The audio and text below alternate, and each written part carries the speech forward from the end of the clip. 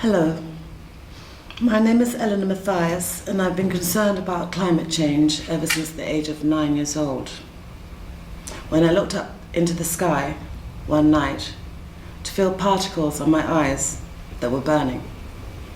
How could a child of 9 be thinking about pollution? I will never know. You can imagine how delighted I was to hear about Extinction Rebellion, though. I thought, I've got to be a part of it. And so I became the resident photographer at Marble Arch. 100 years of pumping carbon dioxide of factories and excessive car emissions has caused many ice caps to melt. This film is not a documentary as such.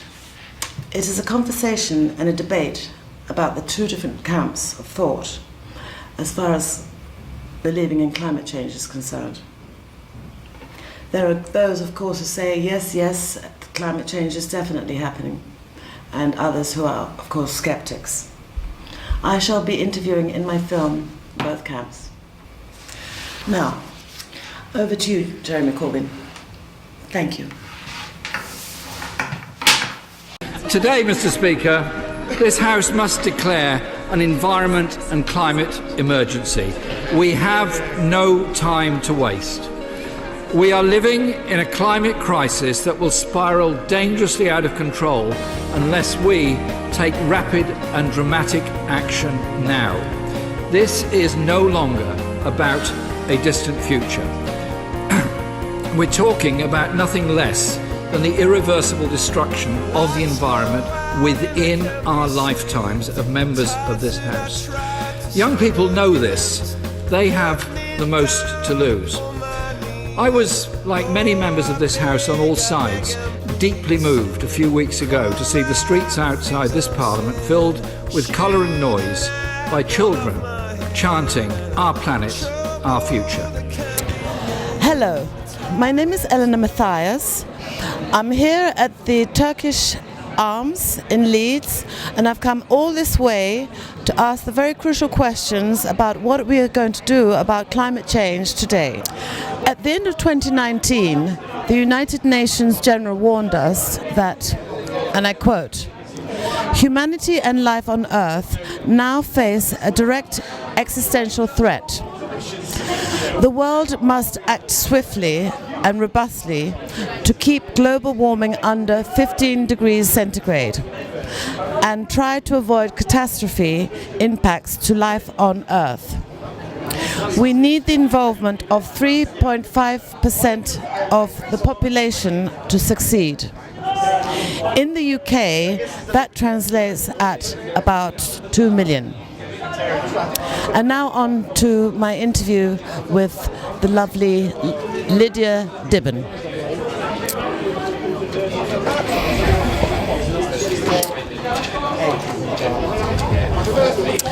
Now tell me about yourself, Lydia. When did you become involved with Extinction Rebellion?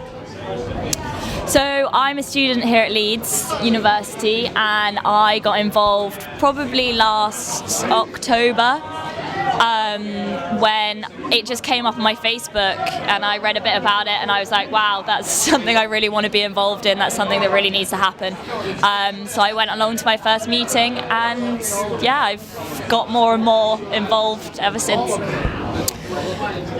And please tell the audience what Extinction Rebellion is all about and what you intend to achieve yourself in the short term and the long term. So Extinction Rebellion is really focusing on climate justice as a whole, and not just individual actions, but the actual system change that we're going to need to survive climate breakdown, which is imminent and very, very scary. And we really need World War type mobilisation of governments and resources in order to transform the way we're living. Now, I'm about to interview a gentleman called Aiko. He's a Speaker's Corner Marxist, and he has a different take on climate change. Hello, Mike. Well, I believe that it's actually happening. I mean, do you remember, for example, yesterday, how there was hail? Don't you think it's unusual for hail to happen in May? Signs are there.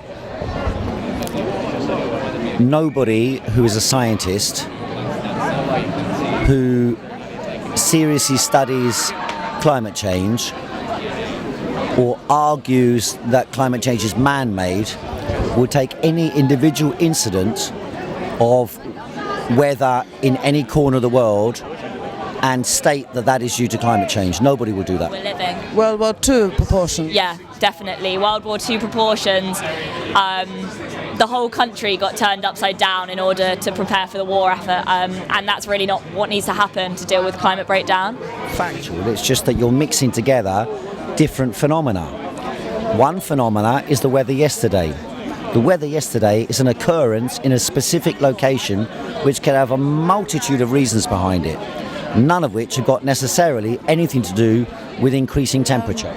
Please tell me, Lydia, how do you think that, what do you suggest that I can say to people in order to change their mindset about their habits and about educating people about climate change? I think the big thing is that it's not just an individual thing. It's not something that we can fight alone. We really need to all come together and create these beautiful, strong, resilient communities in order to face this issue. So it's not, obviously, things like cutting down your meat intake and reducing your plastic use and not flying so much are all really, really important, but they're not going to be the change we need by themselves. We need to be coming together and building communities that are going to support all of us, no matter how rich or poor or race or religion.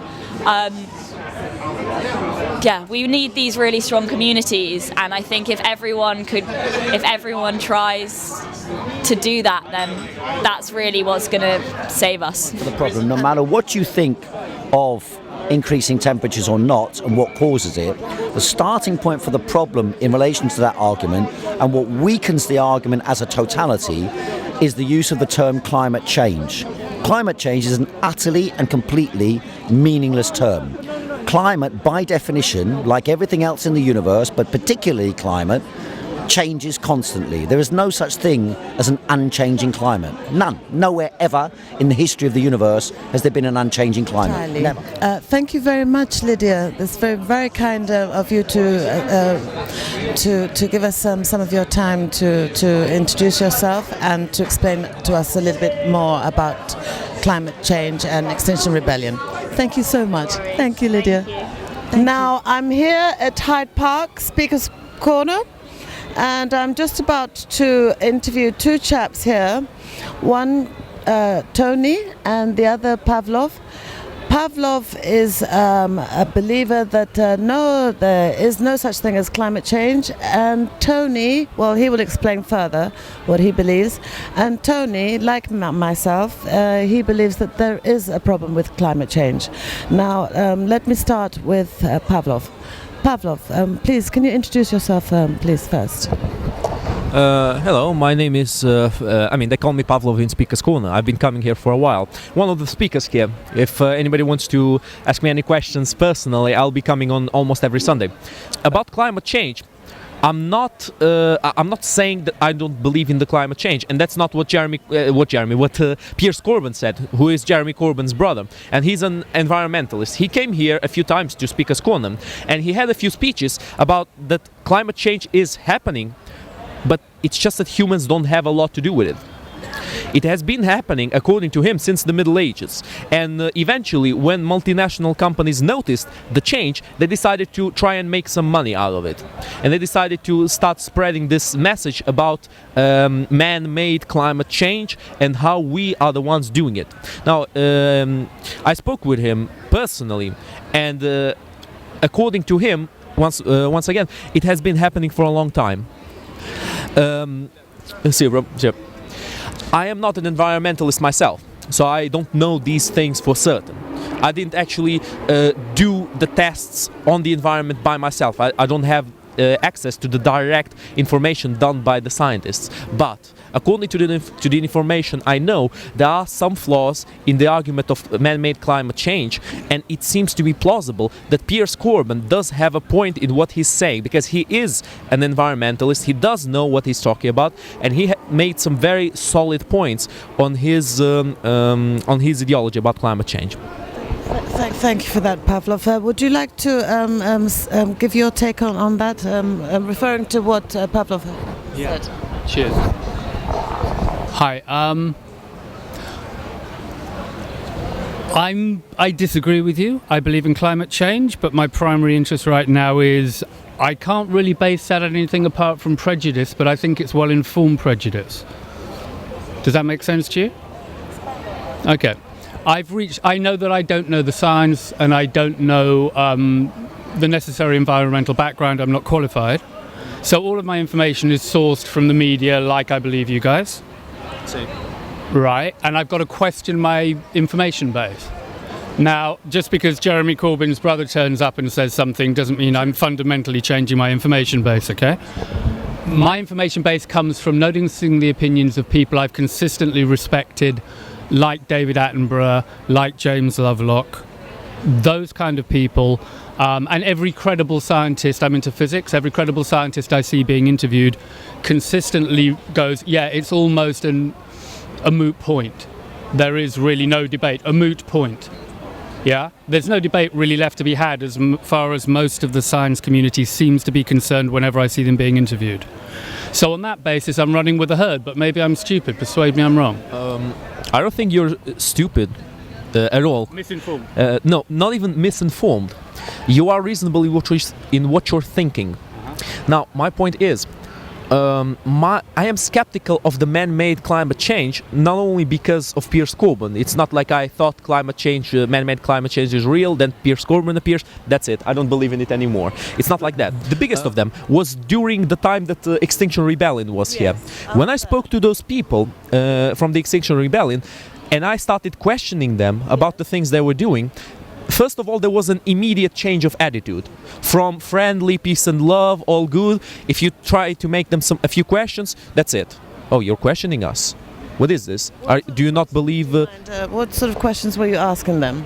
So I was asking them why they believe that the climate change is man-made. I was asking them how would they explain that the Arctic ice is shrinking, but the Antarctic ice is actually increasing in size. What I'm saying is we should question it. We should know. We should look for ourselves and see if it actually holds up, or if it doesn't hold up. And from what I've seen from many people who defend climate change is that, just like me, their actual evidence is very doubtful. Now, who has the actual evidence? I do not believe I have it. I do not believe the people who I spoke with have it. Now, environmentalists have it. United Nations General Secretary. Why are you using people in Extinction Rebellion as your primary information source for the credibility of an argument? Yeah? It's really, really easy to find people who are flaky, even in the camp that's the right camp. Yeah? I'm very, very grateful to you, gentlemen. You've certainly taught me a lot about what I actually am not aware of. Thank you very much. It's been much appreciated, both of you. Yeah, thank you. Thank you. Yeah, cheers, thank you. And thank you, John, too. Yeah, thank you. Thank you very much. That was Tony and Pavlos discussing there about their personal. So it's still open to debate. So we'll continue. We'll continue. Okay. Thank you. Okay.